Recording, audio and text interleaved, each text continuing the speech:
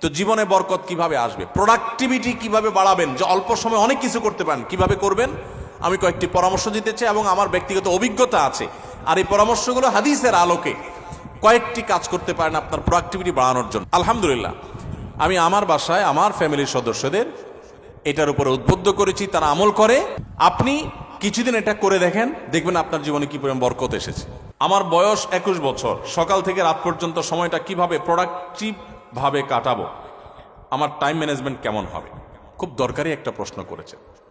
Productivity আমাদের জীবনে বরকত, এটা অনেক গুরুত্বপূর্ণ একটা ব্যাপার। ইসলামের ইতিহাসে স্বর্ণযুগের অনেক সোনালী মানবরা আছেন, তাদের মাত্র 30, 35, 40 বছরের জীবনে হাজার হাজার পৃষ্ঠার বই রচনা করেছেন, গবেষণামূলক বই। আজকালকার মতো কপি পেস্ট মার্কা বই না, যে গুগল থেকে নকল করে কপি পেস্ট করে বই লিখে ফেলছে, জি না। তখন গুগল আর নেট ছিল না, লাইব্রেরি থেকে পড়াশোনা করে নিজেরা গবেষণামূলক গ্রন্থ লিখেছেন। 10 ভলিউম, 20 ভলিউম, 30 ভলিউমের এক একটা বই এক একটা আলমারি হয়ে যাবে। 30-40 বছর বয়সে এত বড় বড় বই লিখে ফেলেছেন। আর আমরা অনেকে আছি 30-40 বছর বয়সে ওই বইগুলো পড়েও শেষ করতে পারবো না। তাদের জীবনে অনেক বরকত ছিল, অল্প সময় অনেক কাজ করতে পারতেন। আমাদের জীবনে বরকত নাই, একেবারেই বরকত নাই। দেখতে দেখতে জীবন পার হয়ে যায়, দিন পার হয়ে যায়, কিছু করা হয় না। তো জীবনে বরকত কিভাবে আসবে, প্রোডাক্টিভিটি কিভাবে বাড়াবেন, যে অল্প সময় অনেক কিছু করতে পারেন, কিভাবে করবেন আমি কয়েকটি পরামর্শ দিতে চাই এবং আমার ব্যক্তিগত অভিজ্ঞতা আছে। আর এই পরামর্শগুলো হাদিসের আলোকে কয়েকটি কাজ করতে পারেন আপনার প্রোডাক্টিভিটি বাড়ানোর জন্য। নাম্বার 1, খুব গুরুত্বের সাথে লক্ষ্য করবেন, রাতে দেরিতে ঘুমাবেন না। যারা রাতে দেরিতে ঘুমায় এদের জীবনে বরকত নষ্ট হয়ে যায়, এদের জীবনে প্রোডাক্টিভিটি থাকে না। দেখুন, পৃথিবীতে যে সমস্ত দেশগুলো উন্নত হয়েছে, আপনি আমেরিকা বলেন, জাপান বলেন, কোরিয়া বলেন, আপনি ইউরোপ বলেন, পৃথিবীর যে সমস্ত অঞ্চলের যে সমস্ত দেশগুলো উন্নত হয়েছে, তাদের দেখবেন সবার একটা কমন লাইফস্টাইল হলো তারা রাতে তাড়াতাড়ি ঘুমায় পড়ে। সমস্ত উন্নত দেশের সব মানুষদের মধ্যে কালচার আছে। সারা পৃথিবীতে যে দেশগুলো উন্নত হয়েছে তারা সবাই দেখবেন সন্ধ্যার পর পর শুয়ে পড়ে। আর আমাদের বাঙালির রাত শুরুই হলো 10টার পর, তাই না? আমরা অফিস আদালত থেকে আইসা বাসায় রিমোট নিয়া জামা টামড় খুলে ধুইয়া বৈশা, এরপরে আমরা এশার নামাজ যদি পড়ি, নামাজি হই, আর বেনামাজি হলে তার কোনো কথাই নেই। আইসা আমরা সোফা বসে এবার আমরা রিমোট দিয়া একটা পর একটা চ্যানেল পাল্টাতে থাকি, এরপরে মোবাইলে ফেসবুকে হাতাইতে থাকি। খাওয়া দাওয়া করে শুধু আমাদের 12টা, 12:30, 1টা। এই যে দেরিতে ঘুমাই, আমাদের জীবনের প্রোডাক্টিভিটি নষ্ট হয়ে যায়, বরকত নষ্ট হয়ে যায়। যে তরুণ তার প্রোডাক্টিভিটি বাড়াতে চায়, সেই জন্য রাতে তাড়াতাড়ি ঘুমায়। রাতে তাড়াতাড়ি ঘুমায়, যেগুলো রাতে করবেন ওইগুলো সকালে করবেন। অনেক যুবক আছে পড়াশোনা করে রাত 12টা পর্যন্ত। আরে ভাই, রাত 10টায় আপনি ঘুমিয়ে যান, এই যে 2 ঘন্টা পড়লেন, ভোর রাতে উঠে ফজরের সময় 2 ঘন্টা পড়েন, ওই 2 ঘন্টা এই 2 ঘন্টার চেয়ে অনেক বেটার হবে। কারণ 6-7 ঘন্টা 8 ঘন্টা ঘুমের পরে যে ফ্রেশ মুড থাকবে, ওই সময় পড়লে সেই পড়াটা অনেক তাড়াতাড়ি আপনার আত্মস্থ হবে। আপনি সারা দিনের হ্যাসেলের পর রাত্রে পড়তে যান, আপনার মাথায় পড়াটা এত তাড়াতাড়ি রপ্ত হবে না, যত তাড়াতাড়ি রপ্ত হবে 6-7 ঘন্টা ঘুমানোর পর। আমি একটা কথা সবসময় বলি, এই যে হেফজুখানার ছাত্রদেরকে আমরা পুরস্কার দিলাম আজকে, সারা বাংলাদেশের সমস্ত হেফজুখানার ছাত্রগুলো এক একটা মিরাকল, এক একটা অলৌকিক। কারণ এই যে অলৌকিকত্ব, এক একটা অলৌকিক বিষয় এদের মধ্যে রয়েছে, সেটা হলো যে এরা সবাই ছোট ছোট বাচ্চা মানুষ। 30 পারা কোরআন হেফজ করে ফেলে মাত্র 2 বছরে, 1 বছরে, 6 মাসে, বিভিন্ন সময়। কিভাবে সম্ভব?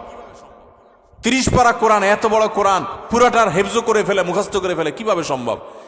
যে কয়েকটা সিক্রেট আছে, এই সিক্রেটস গুলোর মধ্যে একটা সিক্রেট হলো, একটা রহস্য হলো যে হেফজুখানায় 100% ছেলেরা রাতে তাড়াতাড়ি ঘুমায়।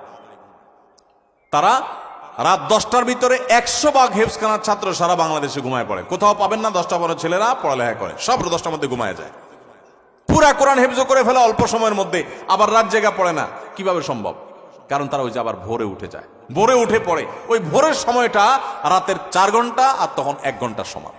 এজন্য প্রোডাক্টিভিটি বাড়াতে চাইলে রাতে তাড়াতাড়ি ঘুমাইতে হবে। যেটা রাত জেগে করবেন, যে কাজটা, সেটা ভোরে করবেন। 1। 2 নম্বর হলো সকালে ঘুমাবেন না। সকালে ঘুমানো যাবে না। সকালের ঘুম মানুষের জীবনের বরকত নষ্ট করে দেয়। আমাদের নবী সাল্লাল্লাহু আলাইহি ওয়াসাল্লাম দোয়া করেছেন, আল্লাহুম্মা বারিক লি উম্মতি ফি বুকুরিহা। আল্লাহ আমার উম্মতের জন্য সকালের সময়টাতে বরকত দান করবেন, আর ওই টাইমে আপনি ঘুমায় থাকেন। সকালে আপনি পড়ালেখা করেন, ছাত্র মানুষ, তাহলে পড়ালেখা বরকত হবে। আপনি কর্মজীবী, কাজ করেন, আপনার কাজে বরকত হবে। আপনি কৃষক, কৃষক কৃষি কাজ করেন, আপনার জীবনে বরকত হবে। আমাদের সমাজে, আমাদের দেশে 9টা 10টা, সকাল 9টা 10টা 11টা আগে দোকান খোলে না, কারণ পাবলিক ঘুমায় থাকে না, একটাই না, রাত জায়গায় আড্ডা মারে আর সকালে ঘুমায় থাকে। ঠিক না ভাই? ঠিক। আমাদের প্রোডাক্টিভিটি নষ্ট হয় এই কারণে। আপনি কিছুদিন এটা করে দেখেন, দেখবেন আপনার জীবনে কি পরিমাণ বরকত এসেছে।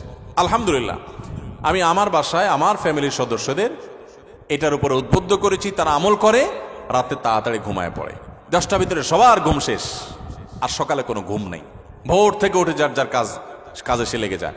আবার দরকার হলে দুপুরে একটু ঘুমাবেন, সুন্নাত সেটা, আর এর বাইরে কোনো কাজ করবেন না। তাহলে প্রোডাক্টিভিটির জন্য 1 নম্বর হলো রাতে তাড়াতাড়ি ঘুমাবেন, 2 নম্বর হলো ফজর পরে ঘুমাবেন না, ফজর পরে জেগে থাকবেন, কাজ শুরু করবেন। আর রাতে তাড়াতাড়ি ঘুমালে এমনি ফজর সময় আপনি ঘুম ভেঙে যাবে, কারণ সারা রাত ঘুম, বড় রাত ঘুম হয়ে যাবে ইনশাআল্লাহ। 3 নম্বর এবং সর্বশেষ প্রোডাক্টিভিটির জন্য যেটা বলতে চাই তা হলো এই মোবাইল এবং বিভিন্ন রকমের ডিভাইসের নেশা বন্ধ করতে হবে, তা না হলে প্রোডাক্টিভিটি কখনো বাড়বে না। মনে রাখবেন, মোবাইলের নেশায় বুধ হয়ে থাকে আর জীবনে বড় কিছু করতে পারছে এমন একটা মানুষ পৃথিবীতে আপনি খুঁজে দেখাতে পারবেন না, একটা মানুষও না। মোবাইলের নেশায় সারাদিন ভূতের মতো মোবাইল টিপে আর আঙুল দিয়ে স্ক্রল করে একটু পরপর, এই মানুষগুলো জীবনে বড় কিছু করতে পারে না যদি এই অভ্যাস না ছাড়ে। এই অভ্যাস যেদিন ছাড়ে সেদিন তৌফিক হতে পারে, একসাথে মোবাইলের নেশাও আছে আবার বড় কিছু করতে পেরেছে, এটা হয় না। অনেককে আমরা ওয়াজ শোনার নাম দিয়ে শয়তান আমাদেরকে মোবাইলের পিছনে লাগাই দিস। আরে প্রোডাক্টিভিটির জন্য এই কাজগুলো করবেন। আল্লাহ আমাদেরকে তৌফিক দান করুন।